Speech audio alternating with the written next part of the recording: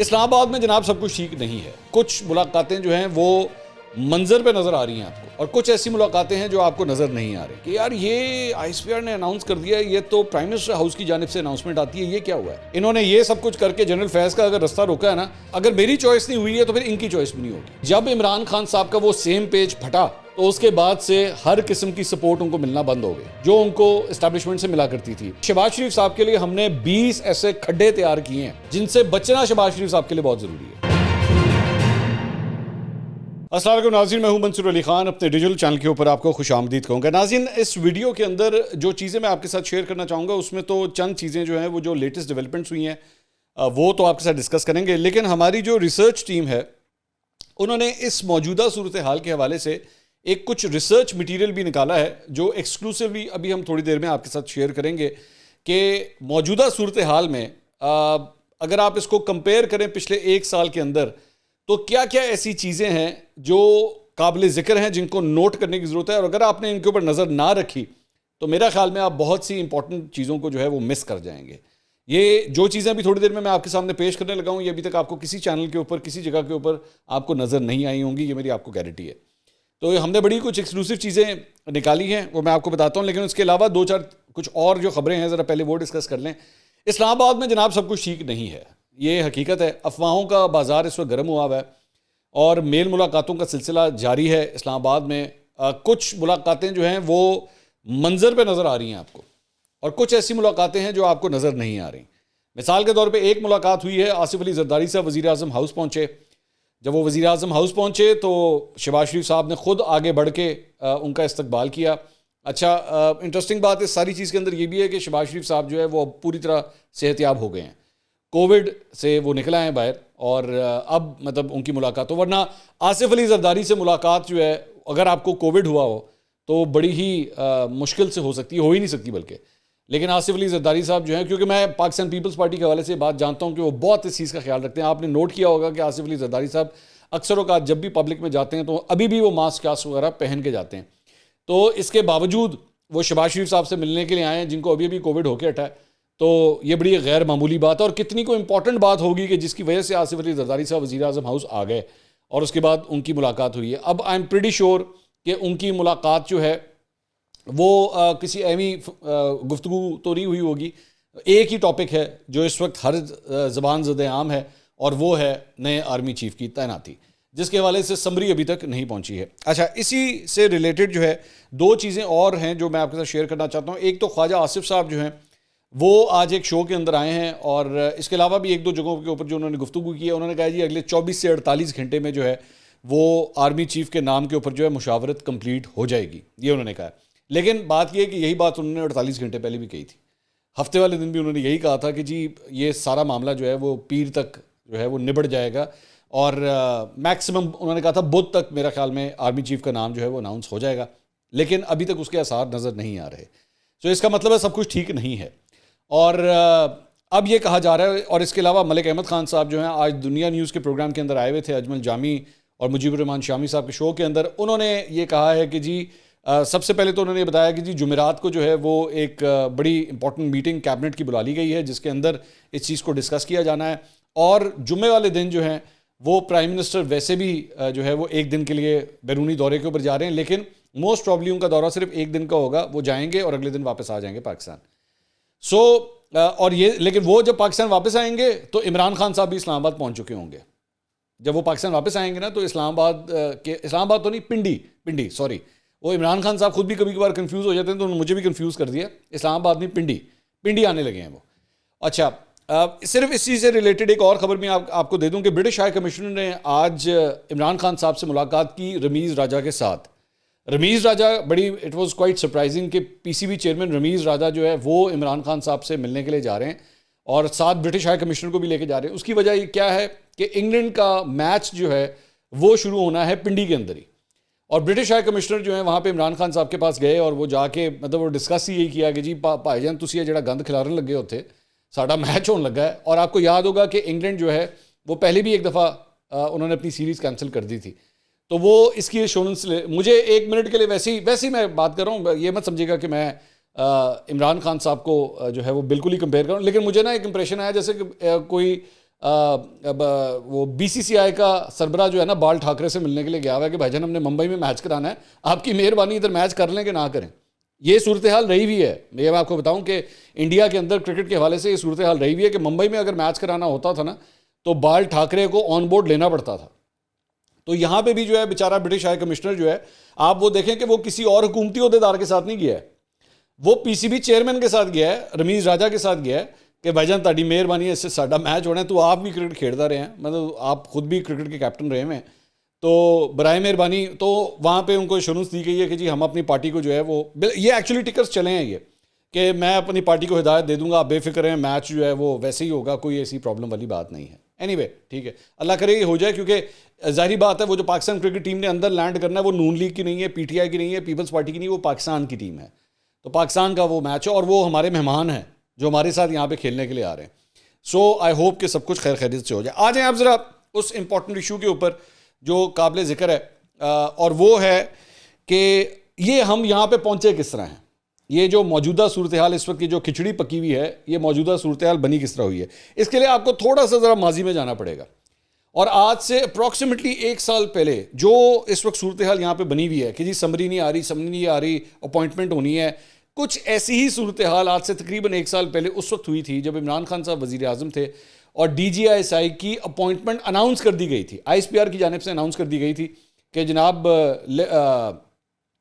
Lieutenant general Nadeem کو جو ہے وہ DGISI بنا دیا گیا ہے. اب یہ بڑی ایک سرپرائزنگ ٹرن آف ایونٹس تھا, کیونکہ نارملی اس قسم کی اناؤنسمنٹس جو ہوتی ہیں کیونکہ پرائم منسٹر نے کرنی ہوتی ہے تو یہ وہاں سے اناؤنس کیا جاتا ہے, لیکن اس معاملے میں ISPR نے آلریڈی اناؤنس کر دیا. اور اس کے بعد اب ٹائم کے ساتھ چلیے گا, اس کے بعد 24 سے 48 گھنٹے کے اندر نا چہمگوئیاں شروع ہوئی ہیں ایک دم کہ یار یہ ISPR نے اناؤنس کر دیا ہے, یہ تو پرائم منسٹر ہاؤس کی جانب سے اناؤنسمنٹ آتی ہے, یہ کیا ہوا ہے. اچھا مجھے اچھی طرح یاد ہے, اور میں آپ کو ابھی بھی مطلب یہ باتیں بتا دوں کہ آپ جا کے چیک کر سکتے ہیں جا کے ان کے لونڈے لپاڑوں کو, اور یہ میں چیلنج کر رہا ہوں اس بات کو, ان کے لونڈے لپاڑوں کو جا کے آپ چیک کیجئے گا. جس دن ISPR نے یہ پریس ریلیز جاری کی تھی اس کے 24 سے 48 گھنٹے میں جب چہمگوئیاں شروع ہوئیں کہ یار سب کچھ ٹھیک نہیں ہے, تو ان کے لونڈے لپاڑوں نے کہا یہ ایمی خامخواہ جو ہے کوئی ایمی بات کا بتنگڑ بنا رہے ہیں اور کچھ ہے کچھ نہیں ایمی خامخواہ, اور یہ سیم پیج کو خراب کرنے کی کوشش کر رہے ہیں, کچھ نہیں ہے, سب کچھ ٹھیک ہے, سب کچھ آن بورڈ ہے. لیکن سب کچھ آن بورڈ نہیں تھا. اچھا ان میں سے کئی لونڈے لپاڑے نا پھر اگلے 15-20 دن کے لیے چپ ہو گئے تھے, وہ اندر اپنے بلوں میں جا کے چھپ گئے تھے, جا کے جہاں سے نکلتے ہیں نا, نکل کے بیٹھ کے آگے ویلاگ کرتے ہیں, وہ جا کے اپنے بلوں میں چھپ گئے تھے جا کے, کیونکہ ہمت نہیں تھی بولنے کی. اب سمجھ نہیں آ رہی تھی کہ کھبے والے نے سپورٹ کرنا ہے سجے والے نے سپورٹ کرنا ہے, سپورٹ کیوں کرنا ہے ایسی, کیونکہ ایک زمانے میں تو دونوں کی سپورٹ سے ہی سب کچھ کام کرتے تھے نا. اب ان کو سمجھ نہیں آ رہی تھی اب ہم نے کیا کرنا ہے. اچھا اب وہ جب 1 سال پہلے کی جو صورتحال تھی, یہ بیسکلی 6 اکتوبر کو جو ہے ISPR نے یہ اناؤنسمنٹ کی تھی, اور اس کے بعد ایک دم آپس میں ٹینشنز شروع ہوتی ہیں, اور اس کے بعد یہ جسے کہتے ہیں نا ایک ایمرجنسی رسپانس یونٹ جو ہے وہ کام کرنا شروع کرتا ہے. فواد چودھری, اسد عمر, شیریں مزاری, یہ بدے بھاگم بھاگ پنڈی کے چکر لگاتے ہیں, پرویز خٹک پنڈی کے چکر لگاتے ہیں کہ جاؤ جا کے معاملے کو ریزالو کرو, ایکی ہو گیا ہے. اور اس کی وجہ یہ تھی کہ عمران خان صاحب نوٹیفیکیشن کے اوپر سائن نہیں کرنا چاہتے تھے کہ جناب نیا جو DGISI ہے لیفٹیننٹ جنرل ندیم, ان کو کس طرح آپ نے DGISI بنا دیا, میں لیفٹیننٹ جنرل فیض کو بھی کنٹینیو کروانا چاہتا ہوں. اور یہ میرا, اور یہ کہا بھی گیا کہ جی یہ وزیر اعظم کا استحقاق ہے کہ وہ کس کو بناتے ہیں اور کب بناتے ہیں, لیکن ان کی نہیں سنی گئی. اور الٹیمیٹلی لیفٹیننٹ جنرل جو فیض تھے, فیض حمید, ان کو کور کمانڈر پشاور تعینات کر دیا گیا, لیکن اس میں صرف اتنا ہوا کہ وہ چیزیں تھوڑی سی ڈیلے ہو گئیں. الٹیمیٹلی ہوئے وہ سب کچھ ویسا ہی کہ جنرل فیض کو جو ہے پشاور جانا پڑا, اور لیفٹیننٹ جنرل ندیم جو کور کمانڈر کراچی تھے ان کو آ کے DGISI کا عہدہ آ کے سنبھالنا ہی پڑا. لیکن اس چیز کے اندر تقریباً مہینہ 1.5 مہینہ جو ہے وہ معاملات ڈیلے ہو گئے. اگر آپ اس کو کمپیئر کریں اس ساری صورتحال کے ساتھ, تو ابھی بھی کچھ ایسی ہی صورتحال بن چکی ہے. مسلم لیگ نون نے یہ سب کچھ جو کچھ بھی کیا, یہ ٹیکنگ اوور کرنا اور عمران خان صاحب کے خلاف تحریک عدم اعتماد لانا, اس کا 1 پوائنٹ ایجنڈا یہی تھا, اور وہ یہ تھا کہ جناب جنرل فیض جو ہیں وہ آرمی چیف نہیں ہوں گے. لیکن امپورٹنٹ بات یہ ہے کہ ان کی یہ ڈیمانڈ نمبر 1 تھی, یہ ڈیمانڈ نمبر 1 تھی. ابھی دوسری ڈیمانڈ بھی ساتھ ہے. اب اصل پرابلم شروع ہوتی ہے دوسری ڈیمانڈ سے. پہلی ڈیمانڈ تو ہو گئی, چلیں ٹھیک ہے آپ نے سنبھال لیا, اور جنرل فیض جو ہیں وہ نئے آرمی چیف نہیں ہوتے نون لیگ کی خواہش کے مطابق. لیکن مسئلہ آتا ہے دوسری ڈیمانڈ سے. دوسری ڈیمانڈ یہ تھی کہ انہوں نے کہا یہ نہیں ہوتے لیکن یہ ہوں گے. اور جس طرح مطلب نام لیا جا رہا ہے کہ جی لیفٹیننٹ جنرل عاصم منیر جو ہیں ان کو وہ آرمی چیف بنانا چاہتے ہیں. پرابلم یہاں سے سٹارٹ ہوتی ہے. یہاں پہ اس وقت عمران خان صاحب کو اس نام سے پرابلم ہے, اور میری اطلاعات کے مطابق وہ کہانی یہاں تک اب پہنچ گئی ہوئی ہے کہ اچھا انہوں نے یہ سب کچھ کر کے جنرل فیض کا اگر رستہ روکا ہے نا, اگر ان کی چوائس, اگر میری چوائس نہیں ہوئی ہے تو پھر ان کی چوائس بھی نہیں ہوگی, ان کی چوائس بھی نہیں ہوگی اگر تو معاملے کو سیٹل کرنا ہے. اور اگر معاملے کو سیٹل نہ کیا اور اگر انہوں نے کسی طرح دھکا دے کے جو ہے پھر بھی لیفٹیننٹ جنرل عاصم منیر کو جو ہے آرمی چیف بنا دیا تو پھر پھڈا ہے. اور پھر یہ پھڈا قانونی طور پہ بھی ہوگا, پھر یہ پھڈا سڑک کے اوپر بھی ہوگا, اور یہ پھر پھڈا جو ہے سیاسی طور پہ بھی ہوگا. مطلب یہ ایک دم کھلارا پڑ جائے گا جسے آپ کہتے ہیں. تو اس لیے یہ معاملہ اب یہاں تک پہنچ گیا ہے. لیکن شہباز شریف صاحب کے لیے امپورٹنٹ بات جو ایک ہے, جو ہم نے 20 مختلف پوائنٹ نکالے ہیں. اگر مطلب جس طرح یہ تو اب سب کو ہی پتا ہے, میرے خیال میں مجھے بتانے کی بھی ضرورت نہیں ہے کہ جب عمران خان صاحب کا وہ سیم پیج پھٹا تو اس کے بعد سے ہر قسم کی سپورٹ ان کو ملنا بند ہو گئی جو ان کو اسٹیبلشمنٹ سے ملا کرتی تھی. ووٹ اکٹھے کرنے کے لیے, ہاؤس کو سنبھالنے کے لیے, وہ سب کچھ ختم ہو گیا. اور تحریک عدم اعتماد بھی جو ہے وہ کامیاب ہو گئی, جبکہ آخری وقت تک ان کے سارے چمچے صحافی جتنے ٹی وی کے اوپر بیٹھتے تھے وہ یہی کہتے تھے نہیں جناب نہیں, یہ تو ہو ہی نہیں سکتا, ہو ہی نہیں سکتا, ہو ہی نہیں سکتا, ہو ہی نہیں سکتا. لیکن الٹیمیٹلی ہو گیا, اور ان کو خود بھی نہیں سمجھ آئی کہ ہوا کیا ہمارے ساتھ. اب جو صورتحال ہے, شہباز شریف صاحب کی حکومت بھی جو ہے نا اب اسی ڈگر کے اوپر آ کے کھڑی ہوئی ہے. لیکن ایشو یہ ہے کہ جیسے کہتے ہیں نا وہ جس مواد کے ساتھ پال پوس کے عمران خان صاحب کی حکومت کو کھڑا کیا گیا تھا نا, کچھ اسی طرح کے مواد کے ساتھ شہباز شریف صاحب کی حکومت کو بھی کھڑا کیا گیا تھا. اور جب آپ اس مواد کے ساتھ آپ کی حکومت کھڑی ہوتی ہے نا تو پھر آپ کے چند رائٹس جو ہیں وہ آپ کے ہاتھ سے چلے جاتے ہیں, اور پھر اس کے بعد آپ لاکھ چیخیں مارتے ہیں کہ اے دیکھو کی ہو گیا, یہ تو میرا استحقاق تھا تو میں نے یہ کرنا تھا. وہ آپ کے ہاتھ میں رہتے نہیں ہیں, کیونکہ آپ آئے ہوتے ہیں پھر تھپکی کے ساتھ. عمران خان صاحب نے بھی اس تھپکی کا نقصان اٹھایا, اور اب شہباز شریف صاحب بھی اس تھپکی کا نقصان اٹھا رہے ہیں. لیکن شہباز شریف صاحب کس حد تک اٹھا سکتے ہیں اس تھپکی کا نقصان, یہ دیکھنے والی بات ہے. کیونکہ عمران خان صاحب جو ہیں ان کی اس کی وجہ سے تو ان کی حکومت چلی گئی. اگر شہباز شریف صاحب کی بھی حکومت چلی جاتی ہے, کیونکہ آج میں بڑی ایک انٹرسٹنگ ایک کامنٹ دیکھ رہا تھا, اور وہ کامنٹ آیا گورنر سندھ کا, ٹسوری صاحب کا, کامران ٹسوری کا. کامران ٹسوری صاحب کو ایک دم جو ہے وہ حکومت بری لگنا شروع ہو گئی ہے. کامران ٹسوری صاحب نے کہا جی معیشت کا یہ حال ہو گیا ہے, معیشت یہ یوں ہو گیا ہے. اب جب ایم کیو ایم کے ماؤتھ پیسز اگر اس طرح بولنا شروع کر دیں نا تو اب آپ سمجھ سکتے ہیں کہ ان کے ماؤتھ پیس کا پیچھے اسپیکر کون کنٹرول کرتا ہے. تو اس سے پتہ لگنا شروع ہو گیا کہ لو جی حکومت کو بھی جو ہے نا وہ سگنل کو زیادہ اچھے نہیں جا رہے. ایون دو اس وقت حکومت کے اندر بھی جو ہے ایگزیکٹلی وہی کام ہو رہا ہے جو اس وقت D G I S I کی تعیناتی کے اوپر جو ہے فواد چودھری, پرویز کھٹک, اسد عمر یہ سب کچھ کر رہے تھے. اب اس وقت یہی کام جو ہے وہ نون لیگ کے وزراء کر رہے ہیں, اور ان کی کوشش ہے کہ کسی طرح ڈیمیج کنٹرول کیا جائے, کسی طرح افہام و تفہیم کے ساتھ مسئلہ جو ہے وہ حل کر لیا جائے, اور کسی میوچل کینڈیڈیٹ کے اوپر جو ہے وہ ہم ریلائی کر لیں. اب اس میں سارا مسئلہ ذرا سیاسی طور پہ اگر آپ اس کی چیس بورڈ کو دیکھیں تو انٹرسٹنگ بات یہ ہے کہ عمران خان صاحب ناؤ کین اسمیل بلڈ, اور ان کو نظر آ رہا ہے کہ یار یہ جو سیم پیج ان کا بنا ہوا تھا نا, یہ پہلا میرے پاس موقع ہے جہاں پہ مجھے ایک انٹری پوائنٹ مل رہا ہے. اس سے پہلے تو یہ دونوں مل کے جو ہے میرے ساتھ بڑی پیڑی ہوئی, میرے مطلب فیصل واڈا ہو گیا یا اور لوگ ہو گئے, انہوں نے مجھے چھوڑ بھی دیا, سب کچھ ہوا. ہر قسم مجھے جو سپورٹ ملا کرتی تھی, میری بات کوئی نہیں سنتا تھا, میری تقریروں کو سینسر کیا گیا, شہباز گل کو اٹھا لیا گیا, میرے جلسے جو ہے وہ صحیح طرح نہیں ہو رہے دیے گئے, ہر قسم کا مطلب, اور تو اور میری ایف آئی آر نہیں کٹ سکی. مطلب ایک پوری لسٹ ہے نا عمران خان صاحب کی. لیکن اب عمران خان صاحب کو یہ فیل ہو رہا ہے کہ یہ وہ پوائنٹ ہے جس کے ذریعے میں اپنی انٹری کروا سکتا ہوں. اب ظاہری بات ہے یہ بات نون لیگ کو بھی پتا ہے کہ یہ ایک ایسا پوائنٹ ہے جس کی وجہ سے جو ہماری ایک بنی ہوئی تھی, گڈ ول بن گئی ہوئی تھی ہماری, سب کچھ ٹھیک ہو رہا تھا, ہم لوگ سیم پیج کے اوپر چل رہے تھے, سب کچھ فرسٹ کلاس چل رہا تھا, یہاں پہ کہیں ہمارا کام اب خراب نہ ہو جائے, کیونکہ بات اس نہج پہ پہنچ چکی ہے. لیکن شہباز شریف صاحب کے لیے ہم نے 20 ایسے کھڈے تیار کیے ہیں جن سے بچنا شہباز شریف صاحب کے لیے بہت ضروری ہے. 20 کھڈے ہیں ایسے.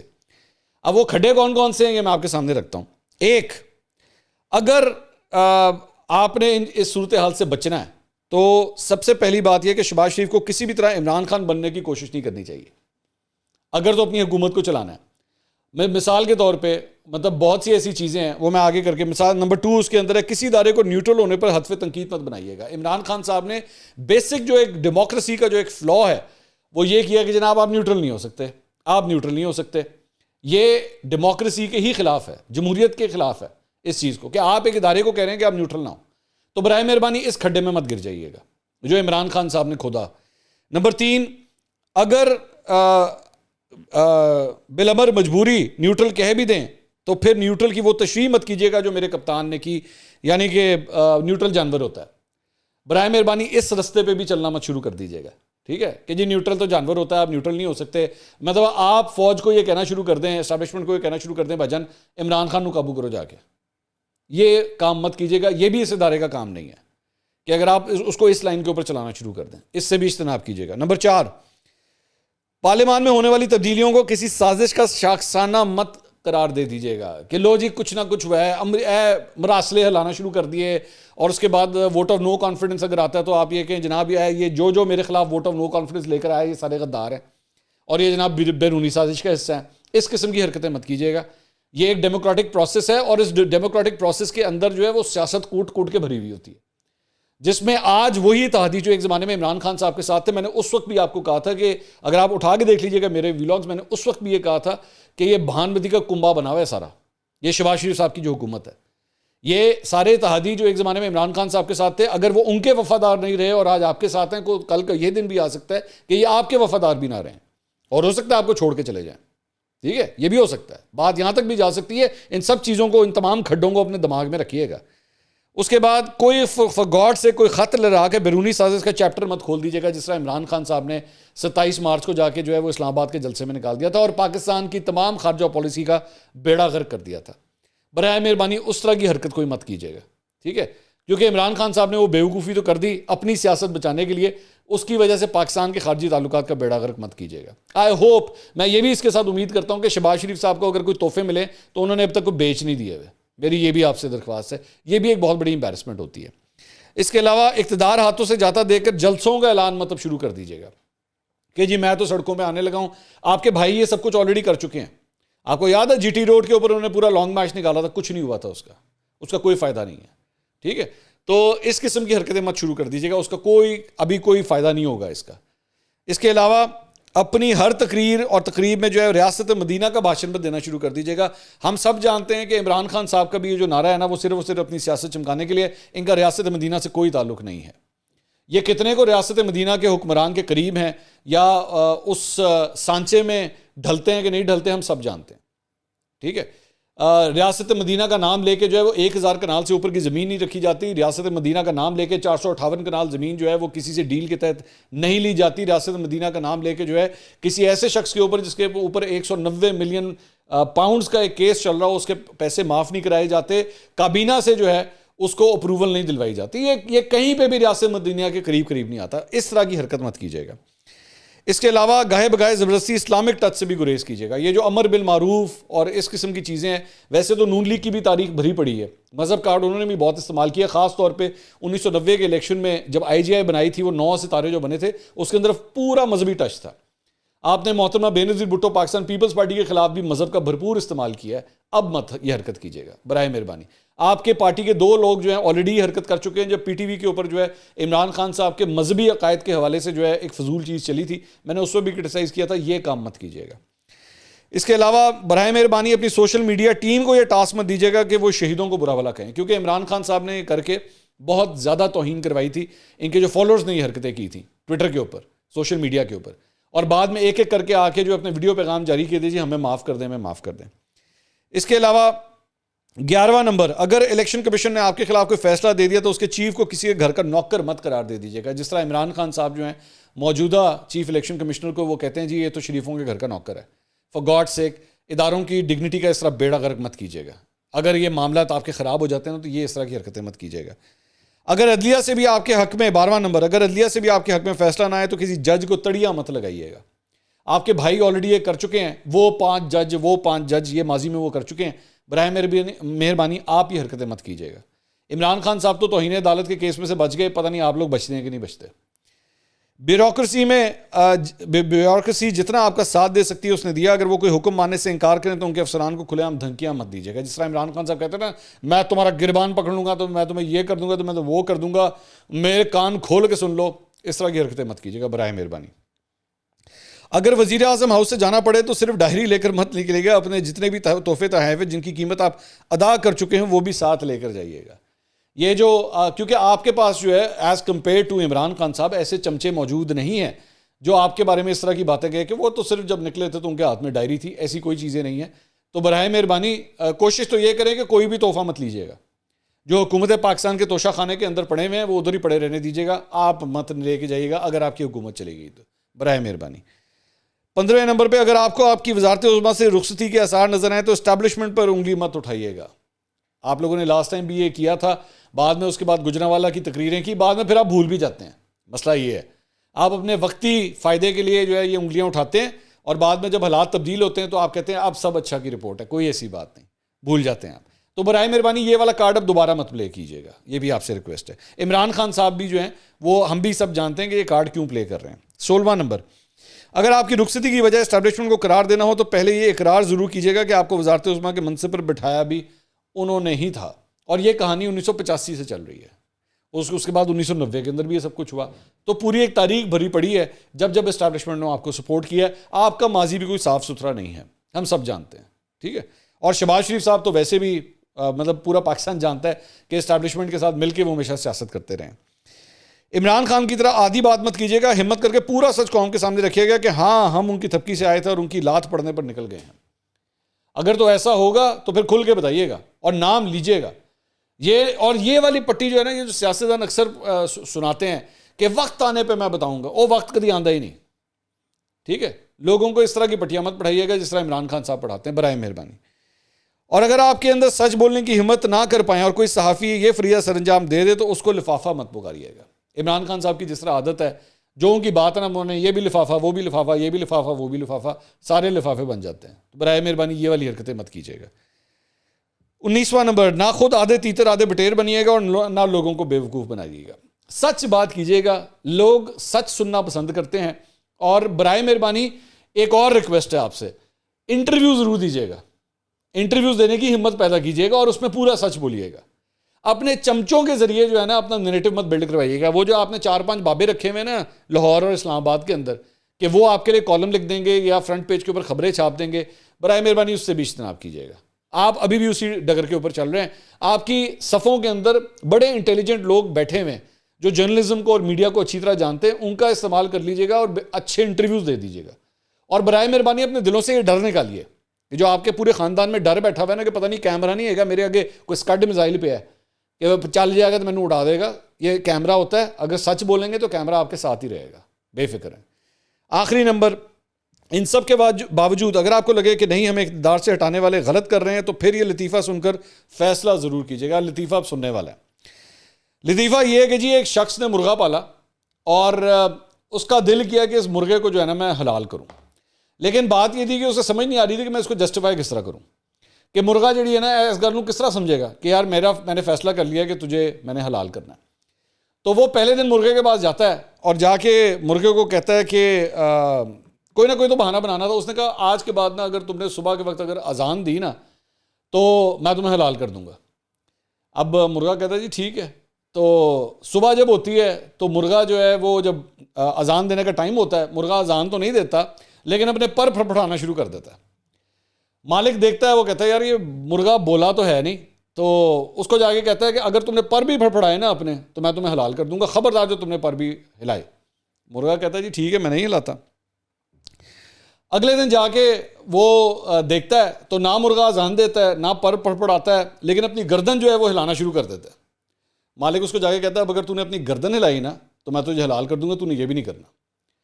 اگلے دن نہ وہ اذان دیتا ہے نہ پر پھڑپڑاتا ہے نہ اپنی گردن ہلاتا ہے.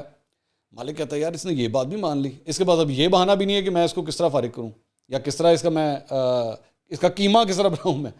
وہ کہتا ہے اب تم نے جو کام کرنا ہے نا وہ یہ ہے کہ تم نے انڈا دینا ہے ورنہ میں تمہیں ذبح کر دوں گا. مسئلہ یہ ہے کہ وہ ہوتا تھا مرغا.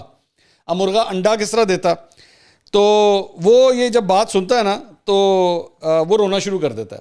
تو مالک اس سے پوچھتا ہے کہ کیا بات ہے, تم ڈر گئے ہو, اپنے موت کے ڈر کی وجہ سے رو رہے ہو؟ تو وہ کہتا ہے نہیں, میں اس بات پہ رو رہا ہوں کہ انڈے سے بہتر تھا کہ میں اذان پہ ہی مار دیا جاتا. تو شہباز شریف صاحب آپ سے درخواست ہے کہ آپ نے نہ تو اذان دی, ٹھیک ہے, نہ اپنے پر پھڑپڑائے نہ اپنے گردن ہلائی. تو اب موقع جب انڈا دینے کا آئے گا نا تو اس سے بہتر یہی تھا کہ پہلے دن سے ہی جو ہے اذان ہی دے دیتے, کم از کم آپ کا نام جو ہے سیاسی شہیدوں میں تو لکھا جاتا لیکن آپ کے اس پورے صورتحال کے اوپر جو ہے نا صرف ہنسا ہی جا سکتا ہے, کیونکہ ہم سب جانتے ہیں کہ نہ آپ لوگوں نے ووٹ کو عزت دینی ہے, نہ عمران خان صاحب نے حقیقی آزادی لے کر آنی ہے, اور نہ پاکستان پیپلز پارٹی نے روٹی کپڑا اور مکان دینا ہے. اس ملک کے 12 کروڑ ووٹر بیوقوف بنتے رہے تھے, بیوقوف بنتے رہیں گے, اور آگے بھی آپ لوگ جمہوریت کا اسی طرح مذاق اڑاتے رہیں گے. آپ لوگوں سے یہی امید ہے. اگلی ویڈیو میں دوبارہ ملاقات ہوگی. اللہ حافظ.